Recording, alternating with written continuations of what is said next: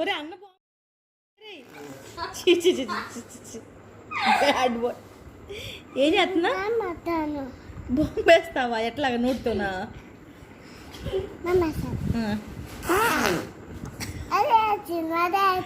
అదే వచ్చింది.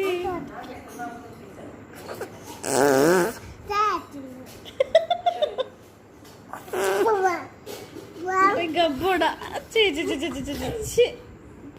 అన్న భయపడి పరిగెత్తాడు కదరా నీ